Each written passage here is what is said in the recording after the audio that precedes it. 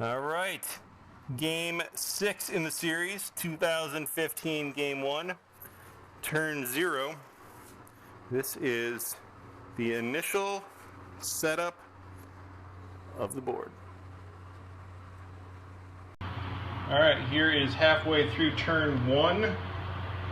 Germany has launched its air force against the two UK navies, taken them out with the battleship intact, lost all 4 subs, taken France and Normandy, and built an air base in Belgium. Unconventional strategy.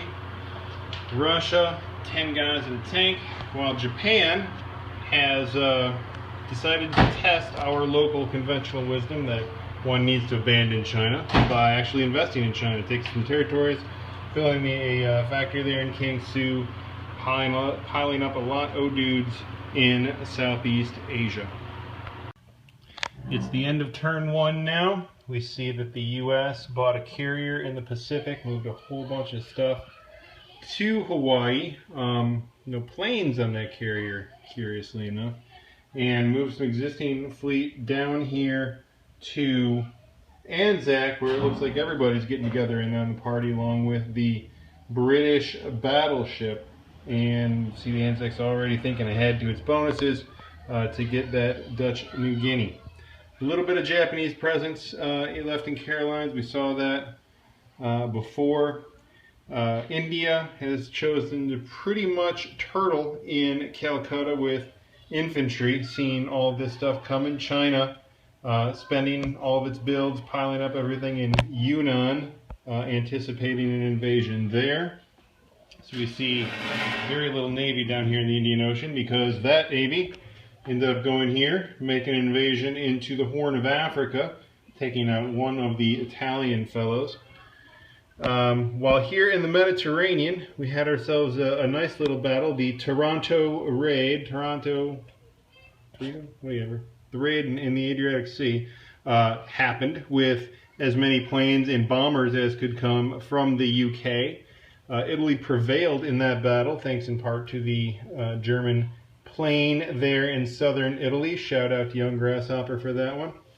And Italy survived, used half that navy to take out the French forces, the other half to invade Yugoslavia, take what they could in southern Europe there, and left over from that raid, however, we see a couple planes left that came from Gibraltar and Malta, landing there in Malta. One cruiser there that Italy ultimately opted not to take out, or at least try to take out, not spread out its navy too much. So UK left with some air power in the Mediterranean, one ship, and another fleet coming up the Red Sea. We'll see which way those go here in round 2. Okay, so this is turn 1.5. We've just completed Japan's turn on round 2. Japan launched all of the land units and air units that it had built up in Southeast Asia to take Yunnan on the first turn, with a sizable amount of land units left, and built a factory in Vietnam, again reinforcing with as many transports as possible. In Germany,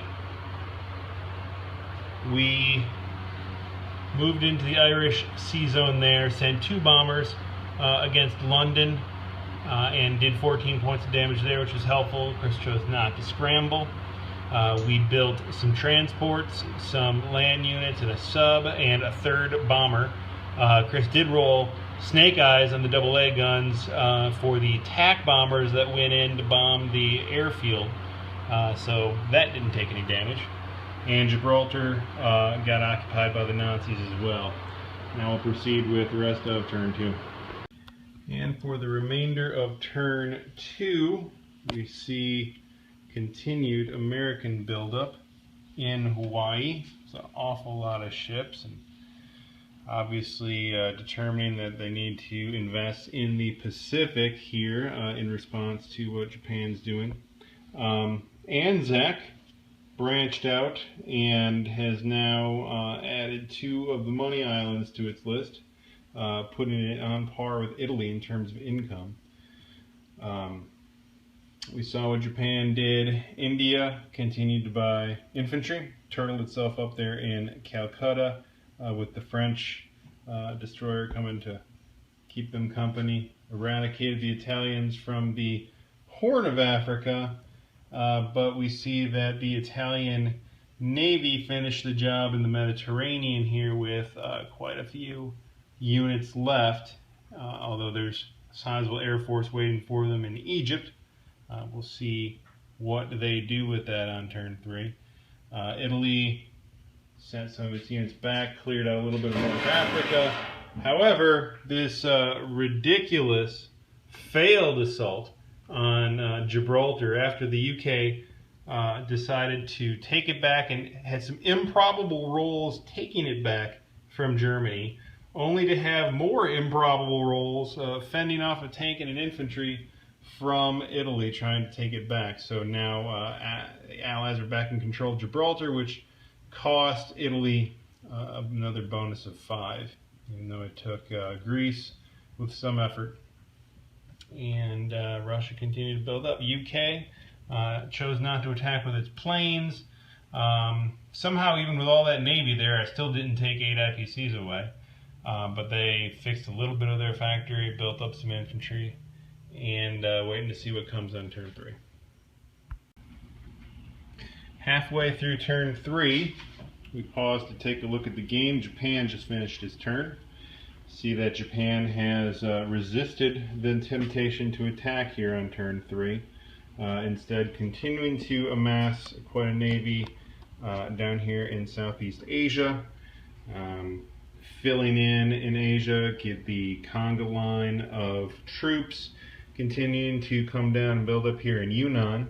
We built 6 infantry at the 2 Asian factories, as well as an air base in French Indochina, and set up the planes there ready to go for next turn. You get to see what the Southeast Asian allies are going to do.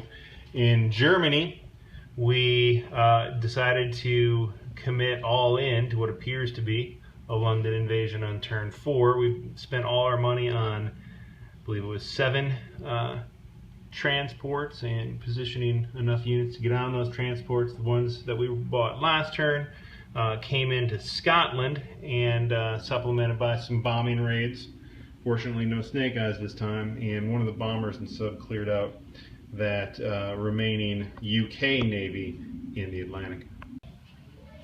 And on the second half of turn 3, we see that Japan still hasn't attacked, and so the US continuing to pile on there, although it looks like none of their builds went into the Pacific this turn.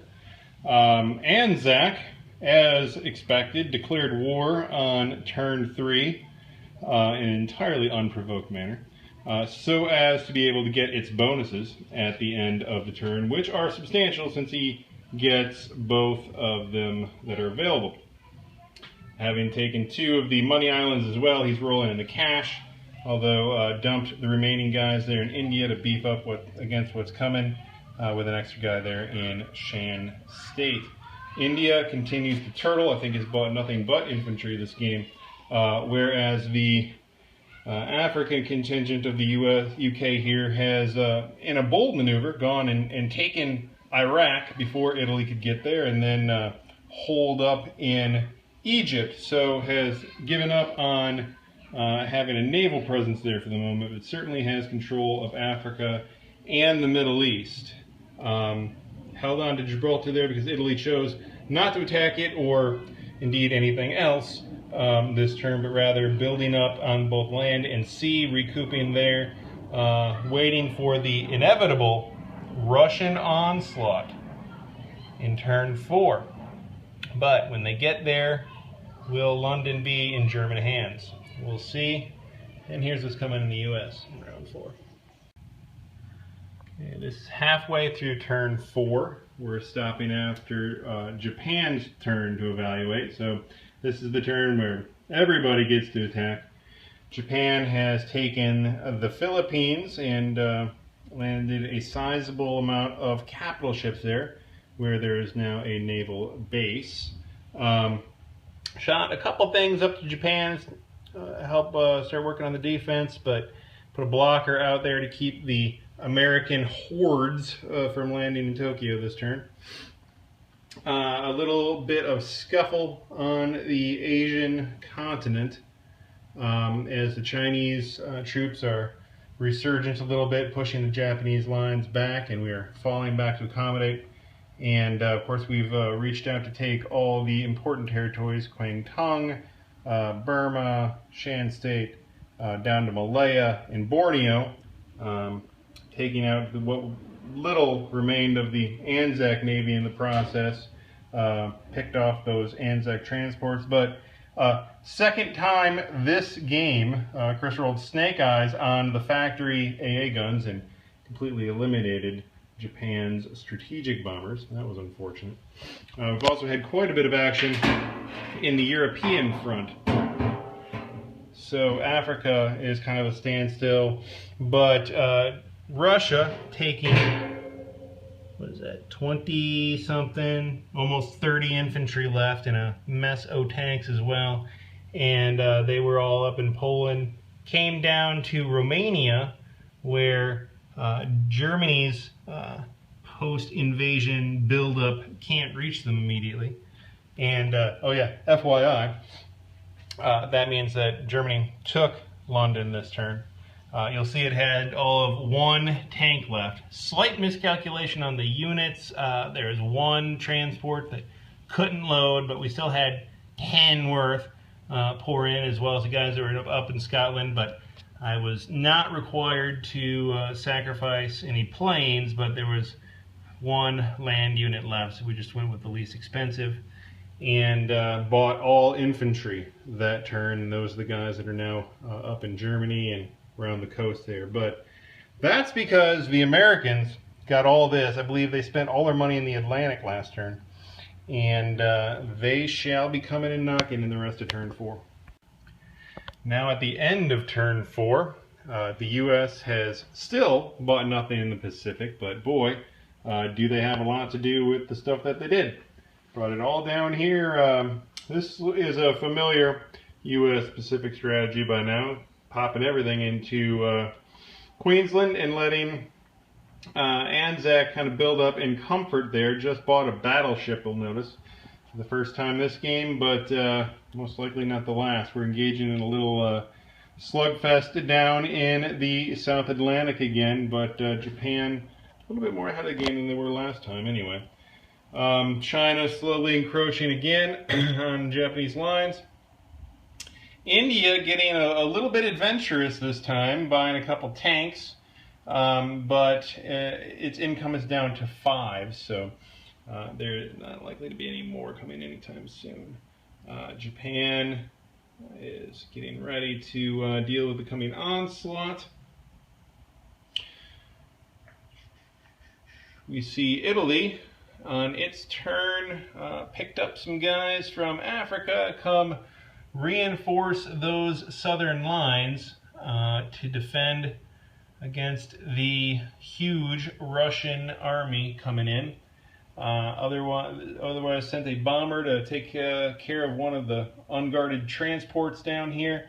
Without any other naval units and the capacity to build any, UK is pretty much holed up there in Egypt. But the US, poised to do something somewhat unconventionally, still didn't do anything here in turn 4, even after war had been declared, but built up, again spending all of its considerable funds in the Atlantic in an all-out bid to rescue England if possible. If not Germany first, then at least Germany, pretty soon is the strategy here.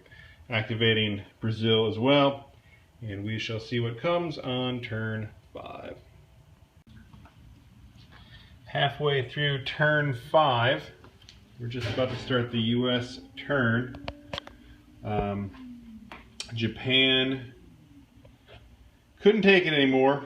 launched out with a bunch of transports and occupied all of the Money Islands, saving a sizable navy in both the Philippines and Malaya to deal with whatever the U.S. brings from this mess here on the turn it's about to embark on.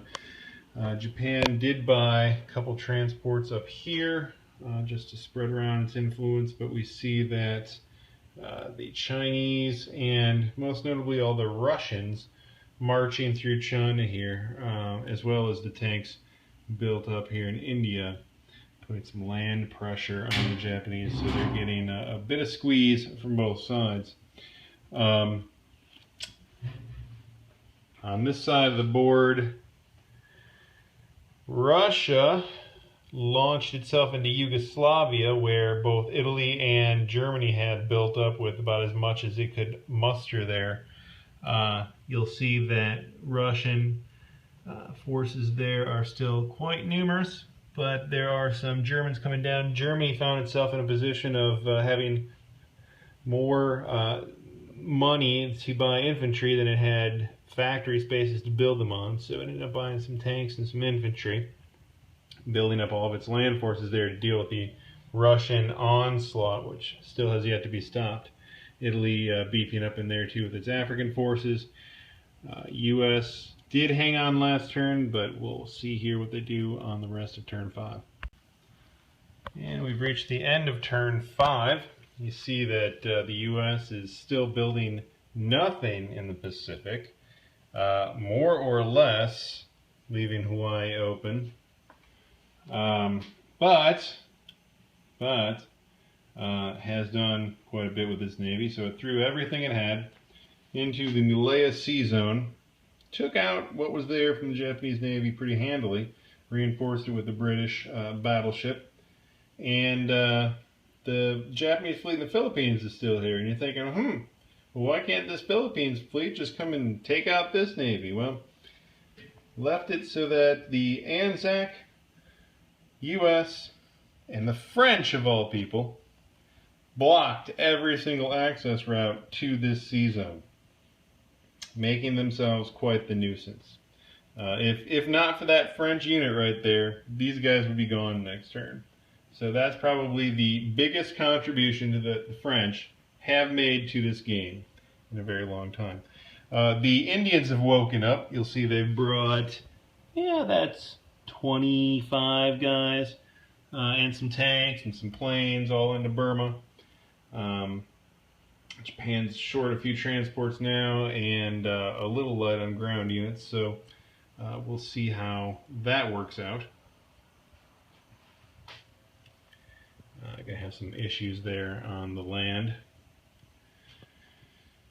UK used its planes to take out the Italian transports, unfortunately, because it was able to land its planes thanks to Russia taking Yugoslavia. That was painful.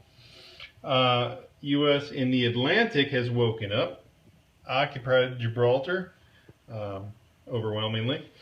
Italy building up internally in there in Italy, and really the only thing it can do by itself any time is to throw another blocker in the way, a little cruiser there, and a whole lot of dudes planning to come into the Mediterranean on the next turn. U.S. again spending all of its money in the Atlantic, hoping to wrap that theater up first before it goes to the Pacific. So we've decisively committed to the Atlantic here, testing out this strategy, seeing how it works here on turn 6. It is halfway through turn 6. We've just completed Japan's turn.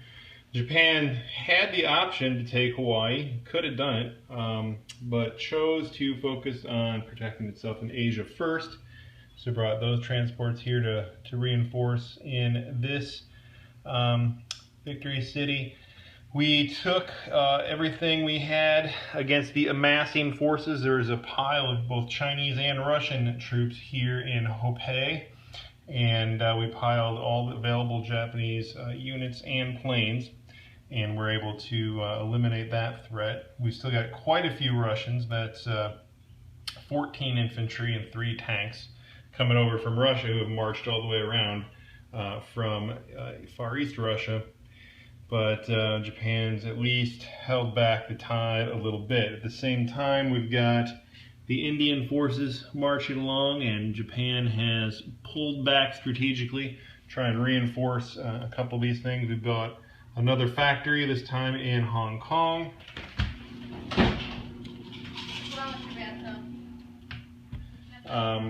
Japan's Navy came down from the Philippines to wipe out what remained of the Anzac Navy, pile up there, take that money island back so we can continue to get our bonuses. We'll see how the U.S. responds with this massive fleet. Over here, Germany did what it had to do to take Yugoslavia back, but in a bold second strike maneuver, Russia, instead of bringing its troops down here to Greece, threw all those troops and all of its planes into Yugoslavia, wiped out the units, did not take the territory, but did what it had to do to slow Germany's offensive capability. Germany buying 2 planes and some tanks and guys, piled up those planes and transported all available land units into London, choosing to defend that one first. In anticipation of what the U.S. is going to do with this fleet here on the rest of turn 6. And we find ourselves at the end of turn 6. Allies have finally spent some money for the U.S. in the Pacific, some transports. Oh yes, and a factory in Alaska, lest we forget, prepping to finally do something more here in the Pacific. We see that the Russians have piled up here, getting ready to make a move, but not yet making it. The Indians inching ever so closer to Siam and Vietnam. There was a massive naval conflagration here, pretty much as expected. And as expected, the Americans won, although the Japanese took quite a few Americans with them. Anzac here, biding its time, building up and building some more transports. Indians also building a transport this turn, realizing that they now have some freedom to operate. We've got a Russian guy on a UK sub. You can imagine where he's going next turn. Second massive conflagration that happened over here was the American Navy entering the channel, and for some reason in Germany I left my attack bombers in Belgium. I thought that was a good idea. For some reason, clearly that was not. They have now all been taken out by invading land forces, and we've got a second fleet piled up here in Gibraltar, although you'll see that's the end of the line. The U.S. spent all its money in the Pacific this time around. Italy chose to buy a couple subs and a few infantry. A couple infantry building up. We see that the Eastern Europe is pretty much wide open here on both sides as both sides gear up, but Germany's going to have its hands full getting these Americans out of Belgium here on turn 7. Now halfway through turn 7, we've just finished Japan's turn. Japan only did one attack, forming up the line there in China. Otherwise, just builds and repositioning of air forces. I think every aerial unit that Japan owns is now in French Indochina, awaiting the onslaught of Indians that's about to come. You see it's America's turn next to they do that, but Japan did manage to not only hold its 4 bonus islands, but reinforce with some planes there where it feels the most vulnerable. China moved up the front a little bit, as did the Russian units. Over here, Russia has built more infantry, more tanks, and once again marched them up to the line. We've got another 16 infantry somehow built up there in Eastern Europe. And Germany, having used everything it could to take back Belgium, well, it succeeded in that. But all its stuff is consequently on the eastern side of the continent, so quite a bit of weakness over on that side. Especially since that's the western side. Yeah, you know what I mean. No, yeah. Anyway, Western guys over here, Eastern side, no guys. That's the problem here on turn 7. It's the end of turn 7, and you'll see a lot of Americans there poised in Alaska, where Chris has now spent all his money again in the Pacific. So Japan's responded by pulling some dudes together there, but here on the second half of the turn, Indians kind of lost their nerve there a little bit when they got to Vietnam and pivoted a little bit, spread those guys out, stormed down into Malaya, sent some dudes over to Sumatra, and with the backing of their multinational friends have now built up another navy all over again. Spread out that pile of dudes in a few different directions. Some Chinese backing them up there. Anzac now, with all of its bonuses, has built a carrier and has enough for a battleship next turn. That sounds familiar. Here in the Med, Italy's kind of holding its peace, continuing to build both dudes and subs as the US threatens to knock on the door but hasn't yet pulled the trigger. As expected, the Americans have stormed into Norway, took it with little resistance. And the Russians and Germans here are poised to do some battle in Europe on turn 8. Halfway through turn 8, we've just completed Japan's turn. You see he's sent out a blocker there and left Japan otherwise pretty empty. Big news of this turn is there's no more Russians and no big Chinese army right there in Onway, because Japan took it out with everything it could bring, including almost all of its aircraft, and they're coming back to Kwangsi. So the China front is a little quiet now. This is the only real action on the Allied side at the moment, although the US is certainly making its way over.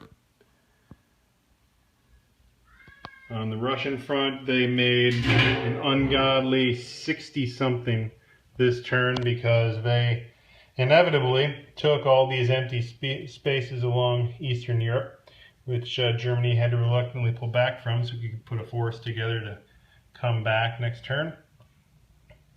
See, it's built up and headed towards the east while the western side is being held by the Italians.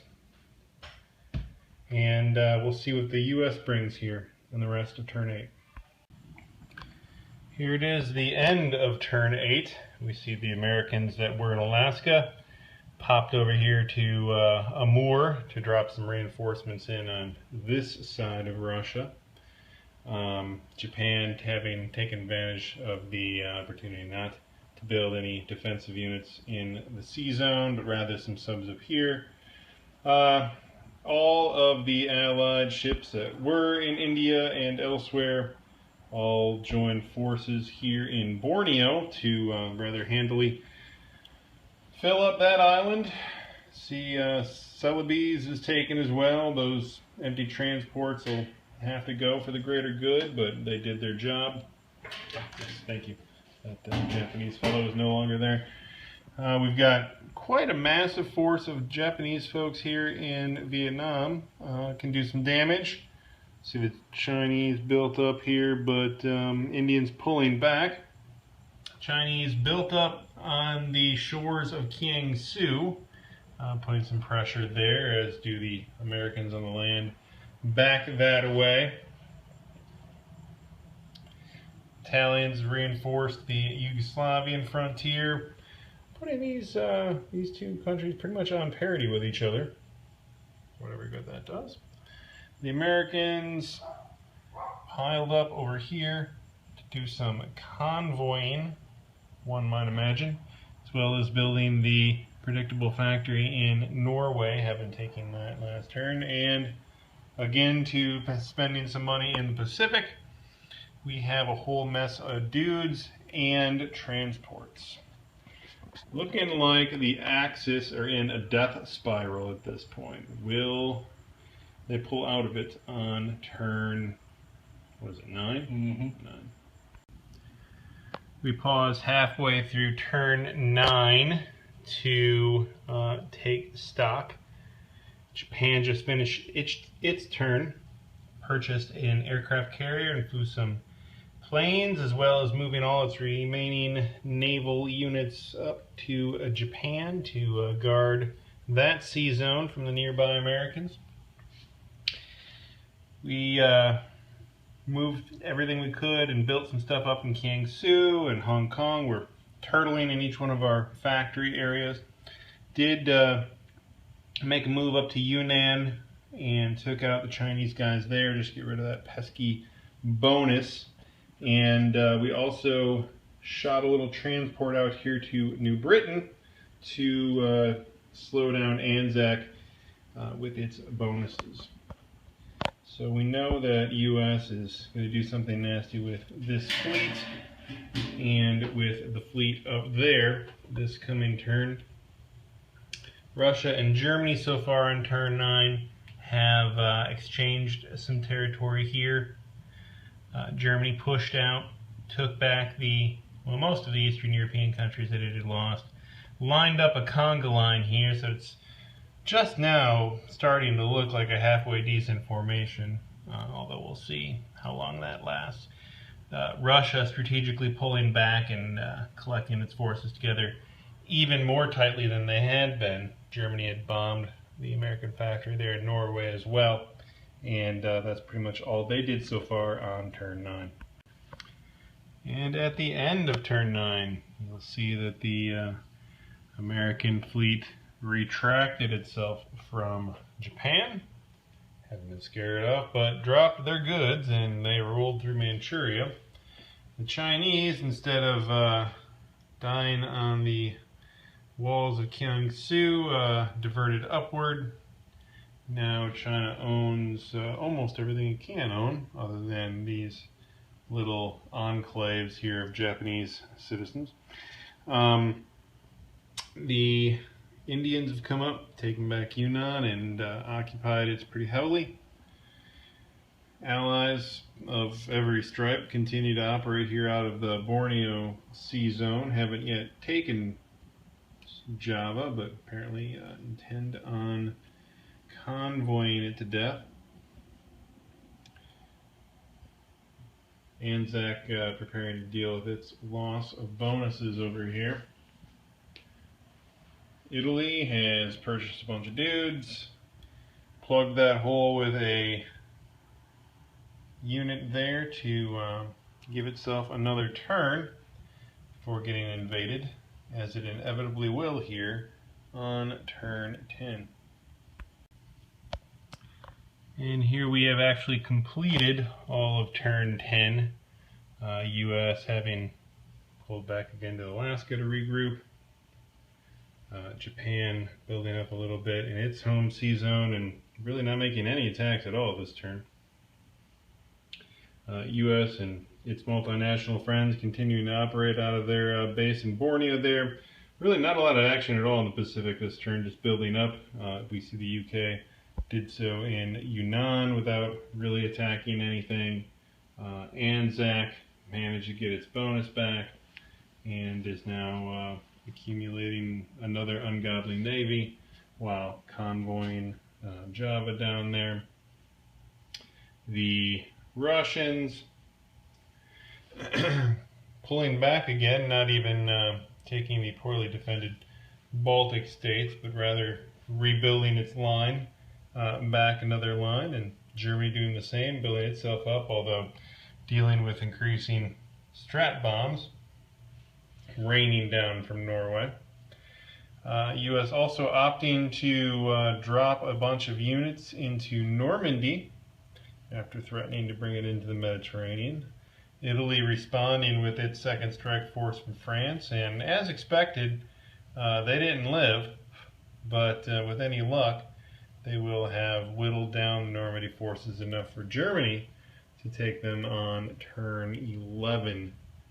The U.S. has got some transports and more units there, subs there, enormous navy there in the Mediterranean. So Italy's just waiting for the inevitable at this point, knowing that these subs are coming into the Adriatic. Alright, after further deliberation here at the beginning of turn 11, the Axis are going to concede the game to the victorious Allies. Now, I, speaking on behalf of the Axis, will give a few thoughts on where I think this game went wrong. This was a strategy that I had given quite a bit of consideration to, and honestly, for the first half of the game, was pretty pleased with it. My goal at the beginning was to prove to ourselves that it was not necessary for Japan to abandon China. That, in fact, as the internet commentators tend to agree, that Japan needs to hold on to these victory cities in order to give the U.S. incentive to pour into the Pacific. Now, we'll hear from Chris in a minute and his thoughts on that. I think in concept that is still true. In fact, I believe it. The problem is the execution. It's tough to pull off because even though I was intentionally not trying to gobble up China any more than necessary. I mean, I grabbed empty squares here and there just for a quick buck, but I pulled back rather than try to invest a bunch into gobbling up China because really, it's not worth that much, people. It's a set of ones, and the Chinese troops just keep popping up. Not worth the effort to try and gobble it up. You're certainly not going to punch through to Russia when they can just send a couple tanks your way and stop you cold. Was trying to maintain this vertical line here along the coast so I could reinforce each victory city, which I've done, and honestly, these aren't going to fall anytime soon. When I can build them up with factories, even these Americans, Chinese come in, I can hold them off. These guys are a little bit more worrisome, but I think in the end I'd stick around for a long time. I got a strat bomber to start whittling down India again, and if Chris hadn't gotten snake eyes in the first turn, that would have been a little bit more successful even earlier. Problem is, it still takes a lot of resources, and that just left me unable to put quite as much as I needed. I got all my money islands, I got all my victory cities, I was knocking on Burma's door, on India's door there, and just couldn't get enough land units there to counteract like 4 or 5 turns of building up troops, and then he slowly pushed me back. We're just pushing each other back and forth, and we're stuck. That momentum right there is what killed the momentum for Japan, and nothing else is happening. And the longer the game goes on, the more the Allies can reinforce. The U.S. hasn't done a lot over here, but it's done enough, combined with the other countries. And now Anzac finally found its footing to just slow Japan in its tracks. And this could go on for a long time. U.S. is just kind of piddling stuff in to keep it going, but Japan's not going to get where it needs to go. And over here, London first. Hey, it worked. I took it. Had I to do it over again, I would have done a few things differently. I would have attacked on turn 3 with Japan. Only reason I didn't, of course, was for the U.S.'s sake, because really, on its own, Japan benefits from attacking turn 1. To be honest, there's a lot of vulnerability there that it can take advantage of and gets it a lot better momentum. But for the sake of Germany, I held off till turn 4. It allowed everybody else to build up, of course. Had I attacked on turn 3, the U.S. could have attacked, but there's nothing it could have done realistically to stop the London invasion, which was successful on turn 4. And then I could have turned around. The second thing I would have done is not reinforce London like I did. I sacrificed my entire Atlantic Navy up there in order to get enough guys into London to save it. Now, that probably was successful in saving it, and he very well could have, I think, oops, let's not do that, taken London back had I not reinforced it. And if he really wanted to do that, that could have happened. But honestly, that would have been preferable to not having an Atlantic Navy and not being able to put any pressure on Russia. Because here's the other thing: 4 turns of building up, and we knew this. This was something I identified in my preparations as being the primary drawback of the London First strategy, is that you've got 4 turns for Russia to build up these enormous forces. That just became a wall that I couldn't overcome. Now, again, I'm making some dents here, and that's going to be helpful. but I'm not getting the momentum I need to overcome this wall of troops, especially with U.S. raining down on me. Now, I'm hoping I can take back Normandy at the beginning of turn 11 and not destroy the rest of the board here before I finish the video. But even then, I mean, I'm just continuing to spread out further and further. U.S. is finally going to come in. Yeah, it's going to hang out for longer than you might have expected, but it's again, the momentum is gone. We're not going to get where we need to go. We're not going to get the victory cities that we need to really pull it off. So, Chris, as the Allies, your thoughts? Well, two things come to mind. The first is, after months of preparation to have the 2015 Game 1 Axis and Allies, Lawson did two things that I absolutely hate when you're the Axis, which is he didn't attack at all. He let me be the first to attack, which means I could build up continually and pre-position my troops. And he went London first, which I also think is a losing strategy. I've yet to see it work, even when you take it, because you have to dedicate so many resources to it, even if you get it, unless you're willing to immediately give it right back, just ain't worth it. Well, except for Game 1 when I beat you using this strategy. Oh, yeah, in Game 1 when I was like building tanks in South Africa because I didn't know that you actually had to defend London, but everyone knows that the opening move is you got to put 6 guys in there and you got to put a fighter in there, and then I moved my troops over from Canada, reinforced that, and then I was able to build up some more stuff. I think I did that twice. I think my first 2 opening moves were guys and planes. Now, we did the Toronto raid. It did not work. We put everything in there. Yeah, I mean, I think that was just the fact that the dice in the first turn were not in my favor. But, you know, we made up for that. We rolled double snake eyes later on in the game, so I'm pretty excited about that.